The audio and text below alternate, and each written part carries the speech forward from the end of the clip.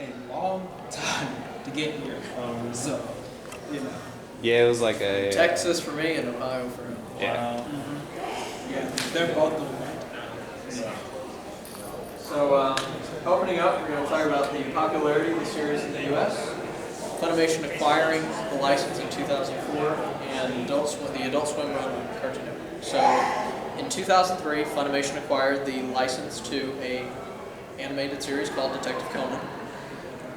In initially licensing the product, they had to give it a different name because there was copyright issues with Conan O'Brien, and so from there they came up with the name Case Closed.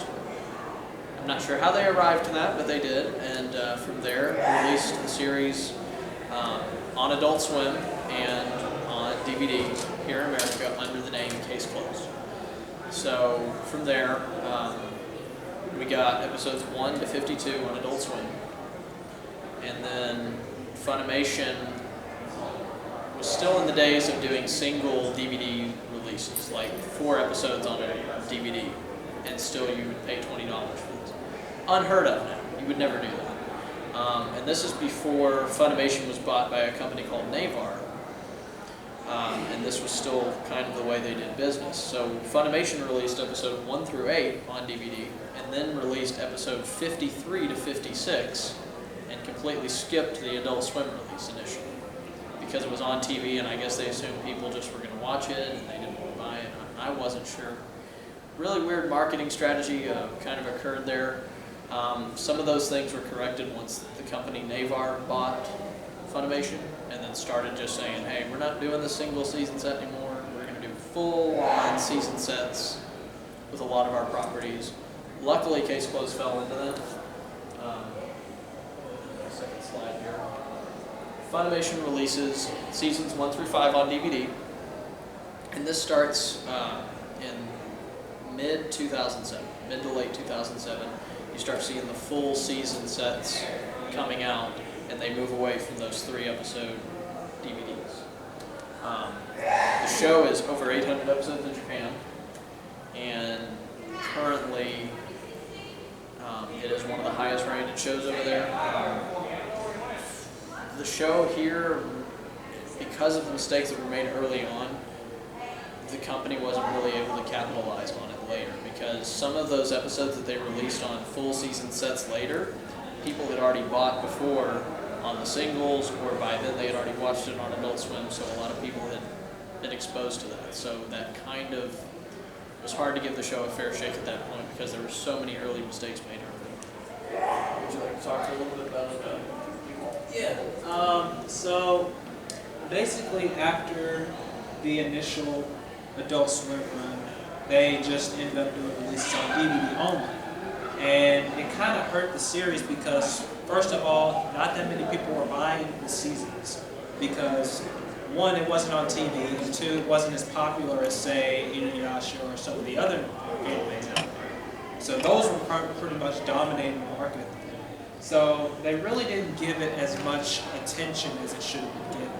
And with that, when they released them all on DVD, they expected a big turnout of DVD sales. And there were decent ones from the casual audience who watched it on TV, but for people who were like, what is this show? Why should I buy this? And it's like, I'll pass. You know, and that's kind of what also led to its downfall was when that happened and people didn't bother buying it because they didn't have any interest in it. Even though the show's really cool, the show's really nice, but if you're not given that initial thought in your head, if they're not presenting it to you as that, then why would you buy it? Which is what they were getting, what Adult Swim was doing in the initial run when they were running on TV and doing the single set DVDs. All right, movies 1 through 6. Time Bomb Skyscraper, 14th Target, Last Wizard of the Century, Captured in Her Eyes, Countdown to Heaven, and Phantom of Baker Street. Those are the 6 movies. They were released between 2006 and 2010, and this is where it gets a little confusing. When we started our movement, Save Case Closed, I made it a point to try to talk to Funimation about kind of why the series left in the first place, because there was so much misinformation out there. Where if you go on the Funimation forums, you talk about Case Closed, you're blasted. You can't make your point. You're cut off the boards. They'll lock your topic. If you go on the Translation Project website back in the day and try to talk about the English dub, it's one of those things where you were outcasted because it was, it wasn't subs. It wasn't subs, and it was almost like you couldn't, it was like, don't talk about it. And they changed character names.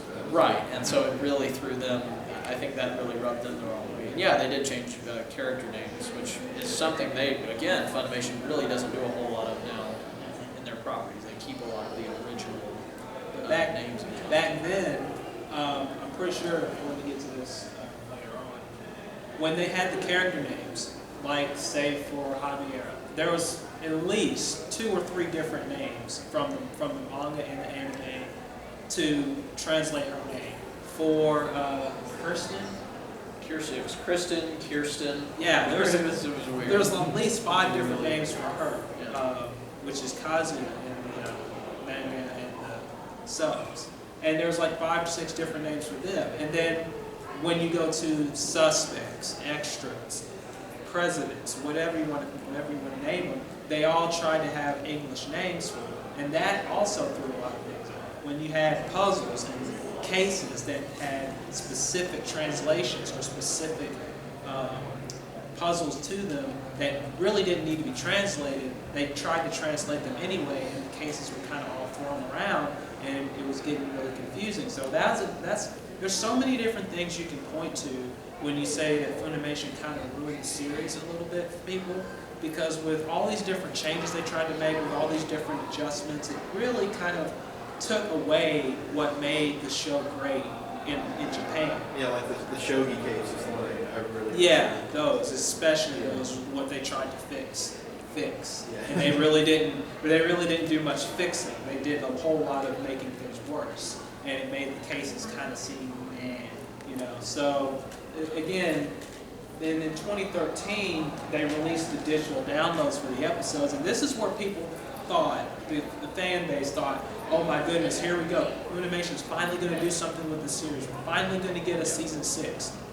And Funimation's website was decked out, Facebook page, it was all decked out for Case Closed. Seasons 1 through 5 were all coming out virtually the same day, and then the save editions were also launched the same day. He's still asking for royalties. I should ask for royalties. Same Case Closed. Yes, I should ask for royalties. No, but that was just for cheaper packaging and all sorts of stuff that they were wanting to do. Yeah, So- they did that for a lot of animes though. So it was, but I found that Found it kind of hilarious though. kind of funny. But when they decked everything out, usually, when the fans saw this, they saw it all over Facebook, they saw it all over the Funimation website, they saw it all over the forums. Everybody was freaking out. Myself included, I was freaking out. I was like, I can't, finally they're going to do season 6. We waited and we waited and we waited, and then slowly everything started to come down. The Case Closed stuff started to go away from the website, and it's like, nothing.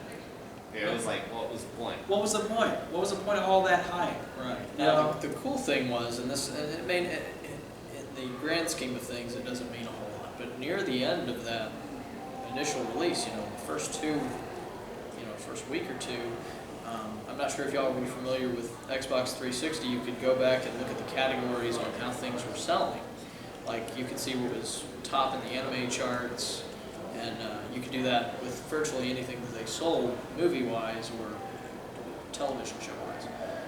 At the end of that initial run, Case Closed was right next to Dragon Ball Z as the second or third, most bought or most watched anime show on Xbox. Granted, that may not translate to how many people get it on iTunes or Amazon, but at the same time, that's a really good thing to see that even after all these years, at that time, in 2013, people were still had somewhat of an interest of Case Closed here in America, and that was a good indicator for us that we were on the right track. Because this was about 10 years since the beginning of the series in America.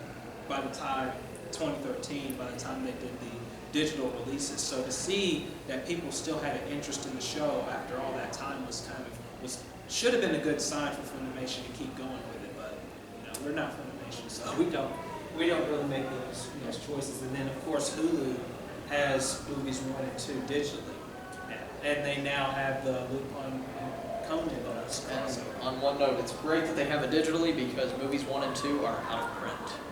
The double feature and movies 1 and 2 are out of print. They released a double feature DVD with both of the first 2 movies in it. Those are out of print. You can't get those anymore. So Yeah, it's really hard. Luckily, I I the have. hard way. Luckily, I have the first movie on DVD, but I don't have the second. So I mean, if you haven't seen them, you can still watch them on Hulu. Those are better now. So that. Yeah, I tricked you. No, it's cool. I thought it was really good. No, that's cool. And so anyway, I did the year Crunchyroll acquired the series. 2014. Yeah, 2014 Crunchyroll acquires the series. It was 2014, or it was either 2014 or last year that they. I think it was 2014. Yeah. It might have been late 2014. Mm-hmm. And they acquired the series along with a bunch of other TMS properties. How that contract worked, I'm not going to get too into it, but they acquired about 15 shows. And Case Closed happened to be one of the shows that was in the deal when they signed. So I think they got it actually at a discounted rate. One thing that Funimation actually told me was that Case Closed was incredibly expensive to license. It's not that it sold poorly, and this is where people get it really mixed up. It did well, but it had to be it had to do extraordinary to pay for the cost of the license. And something else that a lot of people don't know is Funimation has actually re-upped their license twice. Which makes no sense. I have a theory. The first time around, the license probably cost a lot of money. I think the last couple of times they re-upped the license was to sell DVDs, to sell the digital downloads, to try to make up the money they spent on the first license, so they would at least break even and maybe even make a small profit. That's my theory. Is it so expensive to license because that's what the studio in Japan charges? Yes, the TMS anime studio, that is what they charged a lot apparently on the first go. Was it for this property in general, or are they just known for charging a lot? I don't know because Well, Detective Conan's really big in Japan. yeah, So it's that's really that's big in probably- Japan. The thing that makes it hard to answer that question is there's so many other countries that have purchased the license from this company, and it's on episode 4 or 5 or 600 in in Germany, for example. And then you have other places like Asia where it's popular enough where the 19th movie that came out last year in Asia, they subbed it and put it in theaters. I mean, that says a lot right there. Now they don't have a dub, but they were subbed it and put it in theaters. That meant they felt like they would get some sort of return on that. But that's my theory for them re-upping the license the last couple of times. It probably didn't cost that much to do, but I believe this time they'll let their license expire because one of the main anime representatives has said that they are going to let it expire this time, and they are going to re-up it. And I think, when back to what you said, is I think that the reason why they're keeping it now is so they can make all that money back, so that way when they do release it, they don't have any extra left over, any extra money, any costs left over. Oh, and another fun fact is people think that the episodes that they've dubbed are the only episodes they have a license to. That's not true. They could actually, if they wanted to tomorrow, go in the studio and record a season 6, they could. Rojas, I don't know if y'all know who Justin Rojas is at Funimation. He's indicated to me that they have a license to way more than what they've dubbed. They just haven't, they've just chosen not to at this point. And that's upsetting because one of the best parts of the early days of Detective Conan was four to 6 episodes away from when they stopped.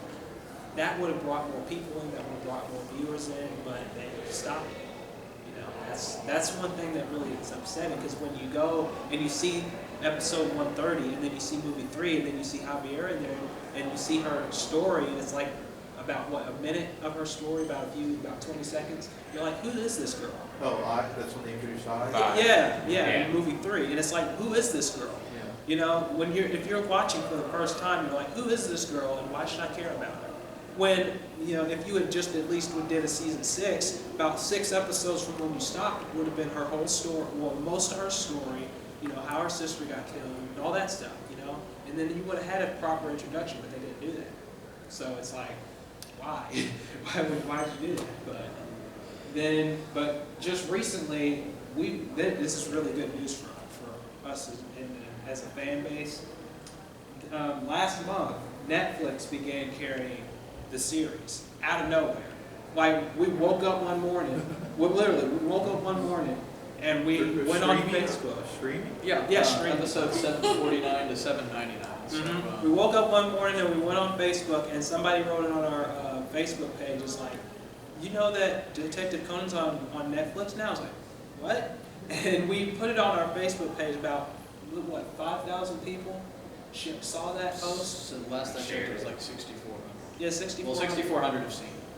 Yeah, We had multiple shares. Yeah, but that day, I'm guessing by that day we had at least by the end of the day like 2,000-3,000 people who've seen it, and about 200 shares. It was that big because this was the first real glance that something's happening.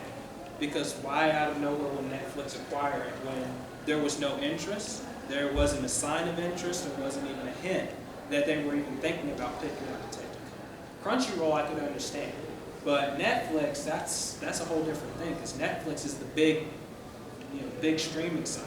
So it begs the question: are they going to do? Because right now it's 5 stars, 5 stars all over the board. I mean, they've had an issue where fans have said this isn't season 1. It's clearly not season 1. Yeah. But it's not anything on the show itself. Japanese shows really don't do seasons. It's more of an American thing. Japanese shows tend to run continuously because in Japan, if you show a rerun or if you pause the show, people assume the show's canceled. Yeah. So if you want to watch old episodes, you have to buy either a DVD or a digital copy. So they don't really delineate by seasons in Japan. Yeah, and I understand that as it being like a American thing for us to say, okay, this is the season. So I can understand when people do that. Yeah. But also last year, a few months before that, the Discotheque released the Lupin and Conan crossovers, which came out in Japan. They came out in Japan, and what's interesting is on this, because here's what we're thinking. We were thinking because we had when they went to TECO last year. I wasn't there. I was a part of the movement, but I wasn't really like speaking or doing anything like that at the time. But when I heard about it, and I heard that a fan had talked to one of the members of Discotheque, one of the representatives there, at one of their panels, and they said that they were they were thinking about getting a license. They didn't necessarily say that they were thinking about it. And what's ironic is a few months later they picked this up. And what's even more funny is right at the bottom, way at the bottom, it says case closed. Right at the bottom of the thing. Yeah, pass that to you. At the very bottom of the box, there's the Lupin the Third, but then at the bottom it says case closed. Yeah, it's the logo too. Yeah, they have the logos too. So what we've been thinking for the past few months is Discotheque might actually be serious about picking this up. This is a sub-release, by the way. Yeah, that's a It's all sub-release. It's strictly not sub-release. done. But they're very good movies. So. And I've watched up to where it is now, so I'm kind of used to reading the subs for it now. Yeah. So what's funny is what we've been thinking for the past few months is that Discotheque was actually serious about it because now they've acquired the license to Part 2, Lupin the Third Part 2, which was on Cartoon Network before. And it's obvious that they got Lupin the Third because they do a lot with that show. But it's funny that now they're getting into the Detective Conan market because they know they have a fan base and they know that people want to see this show. So we're thinking that if the sales for that, and the last time we heard the sales for those two were really, really good sales, we're thinking that they're thinking about getting a license once Funimation's license is up.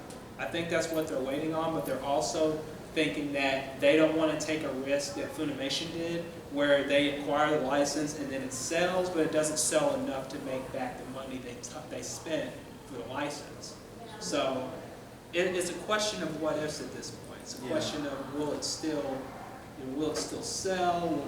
Will they pick up the license? We're hoping that they do, so we can get at least an official release of some sort.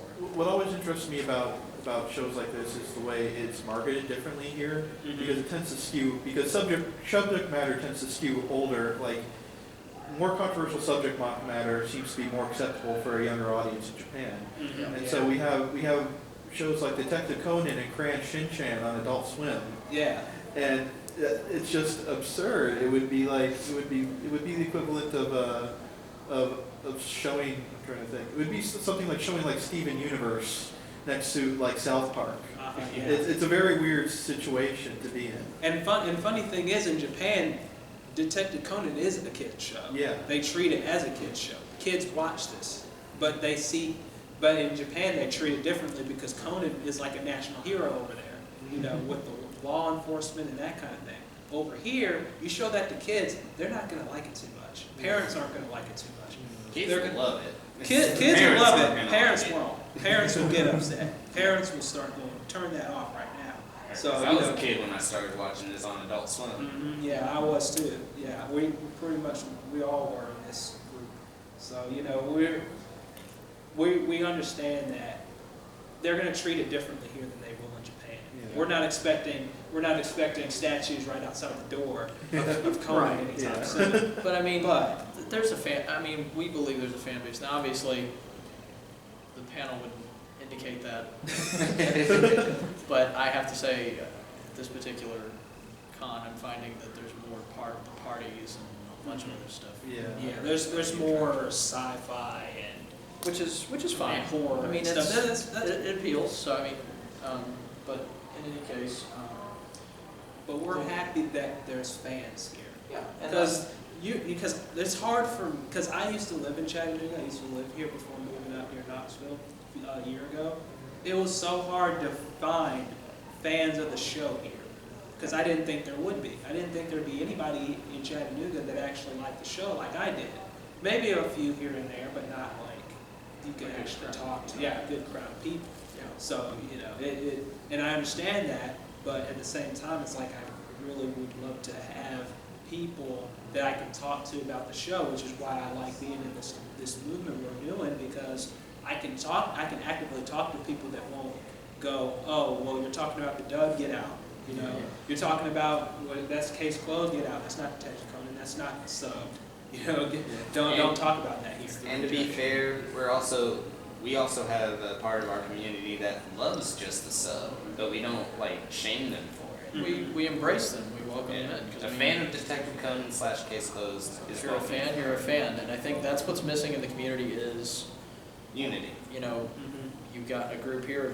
We want to bridge the gap and kind of bring fans to that one central place, because I don't think you should be persecuted for liking one or the other. It's the same show virtually. Yeah, I read the manga and we watched the dub, but I didn't watch the subs. They did not significantly change story elements.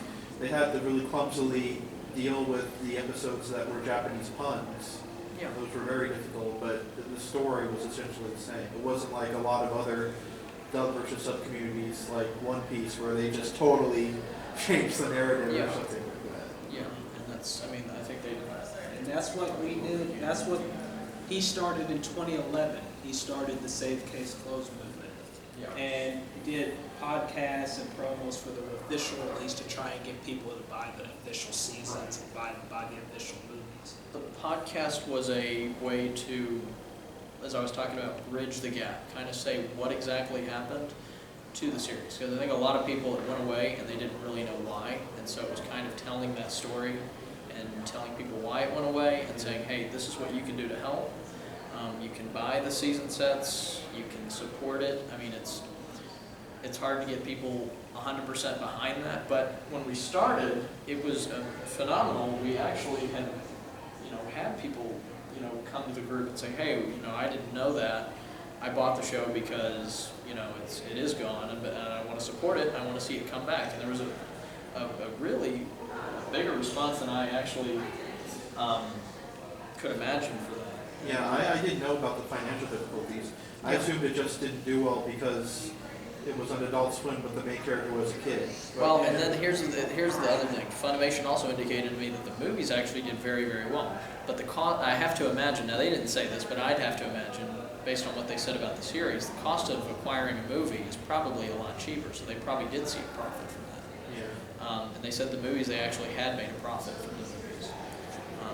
So realistically, they can make another movie if they wanted to. If they didn't want to make a season 6, they can make another movie if they really wanted to. But you know, like I said, they probably aren't going to do anything much with it anymore. But the thing is, and the curious thing with Netflix now streaming it, I have to wonder if their license is expiring or expired in certain streaming ways. Are they streaming it under the Case Closed banner or Detective Conan?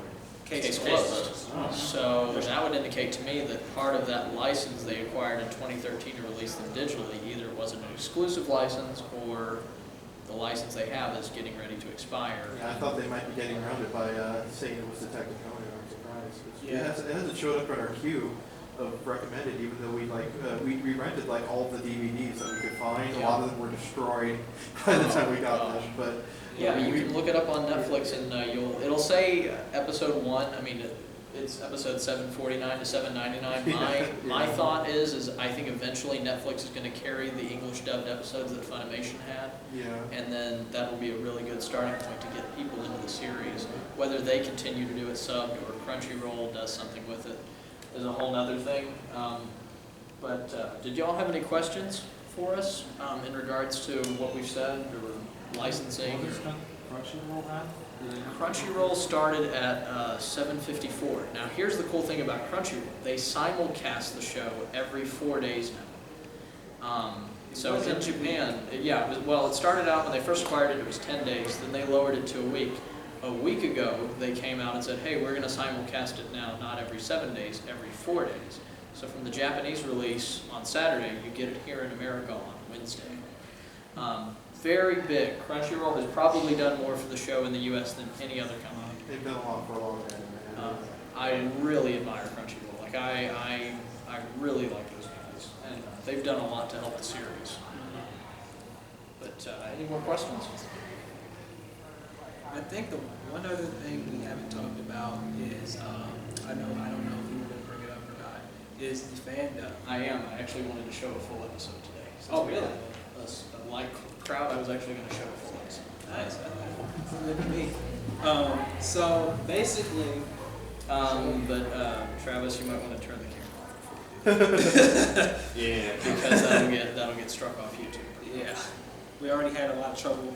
We barely got it onto YouTube. Yeah, we know. We're seeing people who are just doing movie reviews without any clips.